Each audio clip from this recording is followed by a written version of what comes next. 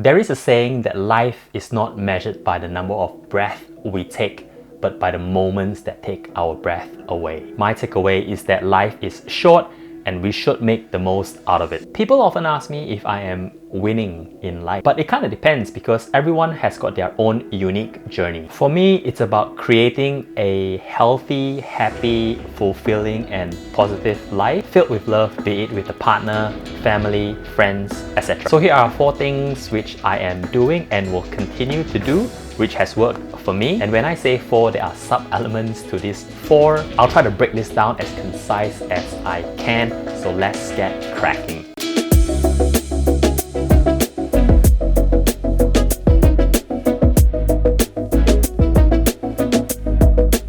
And if you're new here, my name is Chong, and on this channel we talk about productivity, lifestyle, career, and so much more. If you like the video, hit the like button and subscribe to the channel. 1. Health. Before anything else, you need to look after yourself. We all have one body. It is the only one we've got and it's the only one that we'll ever have. We should be really looking after it to make sure that we live longer and enjoy what life has to offer. This includes eating well and having a variety of food sources that are good for you. You can't go wrong with eating plenty of fruits and vegetables. I think having a plant-based food is the way to go. However, if you enjoy the occasional lean meat, fish, poultry to increase your protein intake, that is fine as well. Obviously, avoid having excess sugary, salty or processed foods. The best way about it, in my opinion, is to speak to a professional dietitian regarding what food works best for you and your body. Everyone is different, so you need to tailor for your own individual needs. And it's probably worthwhile to understand if you have any specific food allergy as well. A huge portion of our body is water. And I know there are opinions that say you could have your water intake from the food sources that you have. And if your body needs the water, you will eventually feel thirsty and go grab a glass of water. But what I found was that staying hydrated consciously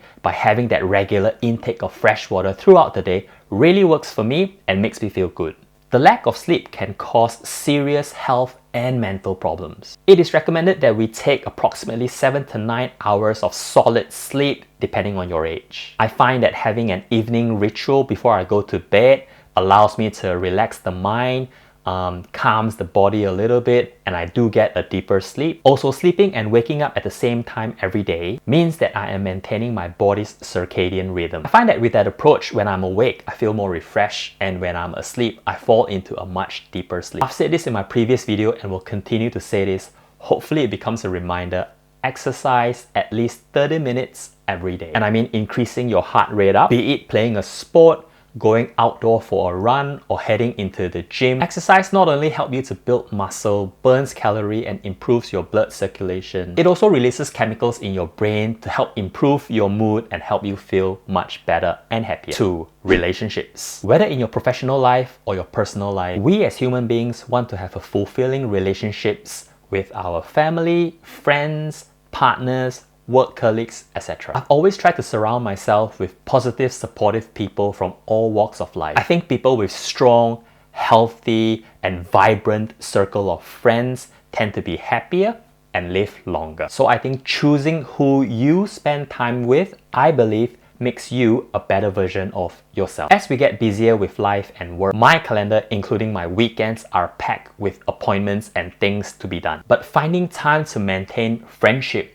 be it for a quick coffee or a text just to say how are you, goes a long way. Sometimes we do have some disagreements with our family and friends, and the one thing that I would say is to not dwell too much on it, not to keep any grudges nor hatred. It's just not worth the time and the energy. Over time, it creates unnecessary unhappiness and frustration. I think firstly, recognize that it's not worth it. Have discussions with that person to come to a resolution. Find common ground, be it to agree to disagree, and then find a way to move on and mend the relationship. One key element that really helps is to focus on the positive and be grateful with what you have. Speaking of being grateful, everyone has got their own talent, ability, opportunities, and achievements. Judge yourself by your own standards, race against yourself and nobody else. I believe everybody has got their own timeline. It's never too late or too early.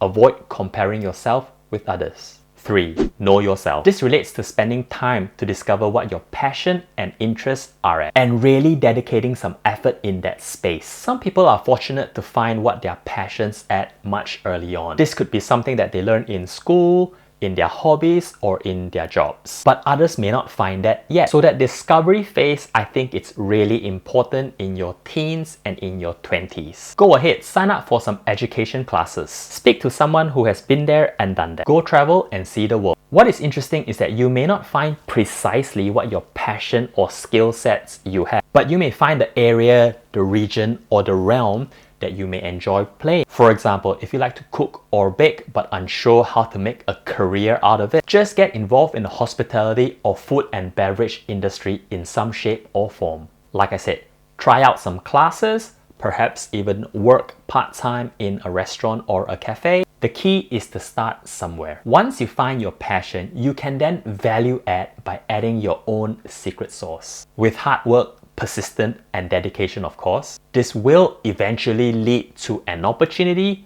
a job, and then income, followed by wealth creation. When it comes to winning in life, creating wealth is one of the many elements, because ultimately you want freedom.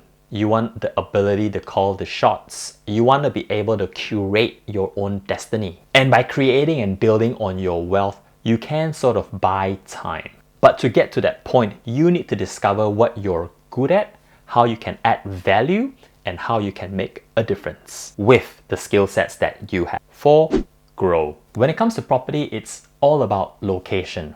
When it comes to life, it's all about confidence. Confidence, like many things in life, is something that you can learn over time. Even if you don't start off feeling confident, over time, you will get better with practice. When you are nervous or faced with an obstacle, tell yourself that you can do it. Your mental state, thinking that you can do it, and your physiological state, standing up with a good posture, are elements to help fire up your confidence. Regardless which stage of life you're in, keep learning. Never stop educating yourself throughout your life. It will keep your brain sharp and give you interesting things to discuss with other people. Educate yourself through reading about what's going on in the world, be it advances in medical, in science, politics, art. This keeps you in touch with what is going on. Try to learn a new skill, play a new sport, or speak a new foreign language. Remember that life is a series of choices. It is important that we take control of our life,